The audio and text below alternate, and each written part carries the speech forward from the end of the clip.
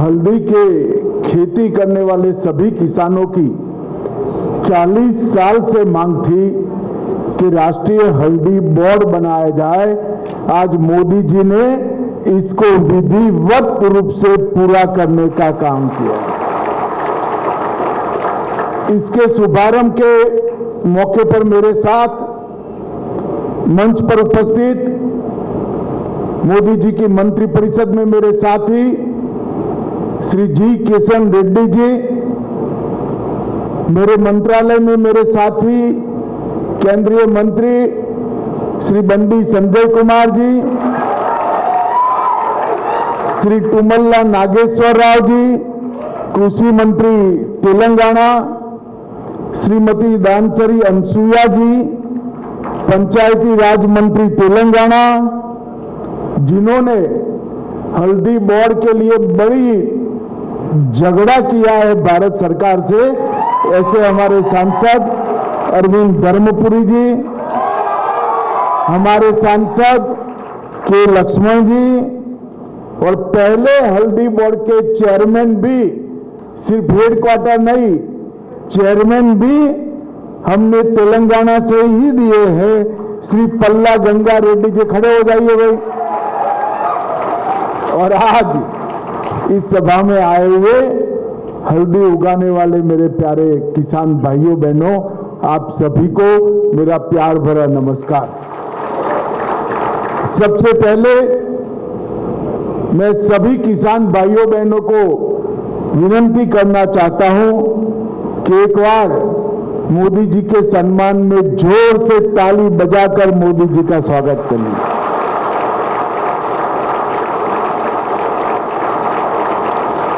आज मुझे बड़ी खुशी हो रही है कि एक वादा देश के प्रधानमंत्री जी ने देश भर के हल्दी की खेती करने वाले किसानों को किया था, और विशेषकर तेलंगाना और निजामाबाद में किया था। वो वादा आज पूरा हो जाने है, और मेरा सौभाग्य है कि हल्दी बोर्ड का उद्घाटन मेरे हाथों हो रहा है।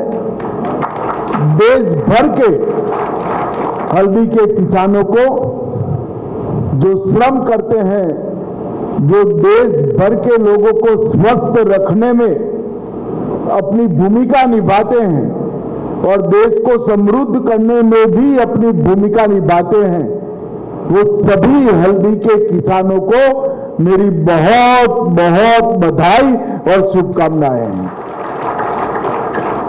अपना ये निजामाबाद कई दशकों से हल्दी की राजधानी के रूप में जाना जाता है। यहाँ के किसान हल्दी सदियों से उगाते हैं, मगर उसको वैश्विक बाजार जितना मिलना चाहिए इतना दुनिया के बाजार में आपका हल्दी नहीं जाता है। ये बोर्ड बनने से 3-4 साल में ही निजामाबाद की हल्दी दुनिया के ज्यादातर देशों में पहुंचेगी, इसका मुझे विश्वास। 2023 के चुनाव के दौरान मोदी जी ने यहां पर तेलंगाना में हल्दी बोर्ड की घोषणा की थी। अक्टूबर 23 में इसकी अधिसूचना जारी की, 25 में इसको शुरू किया, और आज 29 जून 2025 को इसका टेम्पररी हेडक्वार्टर भी हमने चालू करने का काम कर दिया है। और अब हल्दी बोर्ड विधिवत रूप से काम चालू करने के बाद हल्दी के किसान बिचौलियों के भरोसे नहीं रहेंगे।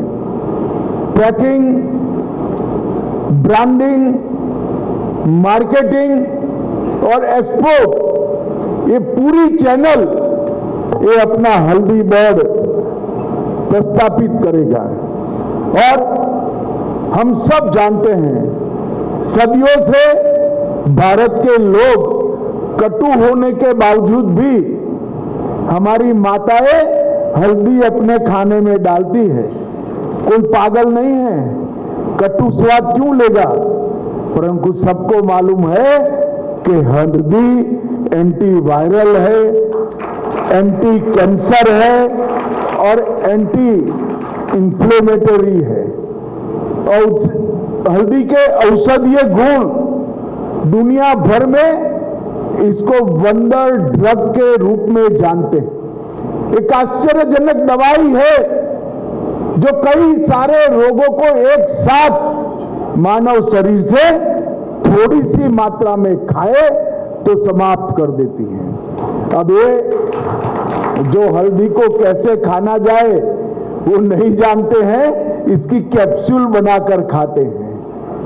मगर मैं तो पैदा हुआ तब से मेरी माँ हर रोज खाने में थोड़ा थोड़ा सप्रमाण हल्दी खिलाती है और शरीर हमारा स्वस्थ रहता है। हमारे यहाँ उच्च कर्क्यूमिन वाली हल्दी भी उपलब्ध है, 7.8% और 6% से ज्यादा, जो विश्व भर में कहीं उपलब्ध नहीं है। और अब ऑर्गेनिक हल्दी का भी जीआई टैग प्रोडक्शन और जीआई टैग मार्केटिंग हमने शुरू किया है। और मित्रों, आप सभी को जानकर आश्चर्य होगा, भारत सरकार ने 2030 तक $1 बिलियन के हल्दी के निर्यात का, एक्सपोर्ट का लक्ष्य रखा है। और अंतर्राष्ट्रीय मंचों पर $1 बिलियन के एक्सपोर्ट के लक्ष्य को अचीव करने की हमने पूरी तैयारी भी की। ये जो बोर्ड बनेगा, ये हल्दी की ज्यादा से ज्यादा कीमत हल्दी के किसानों तक पहुंचे, इसके लिए काम करेगा।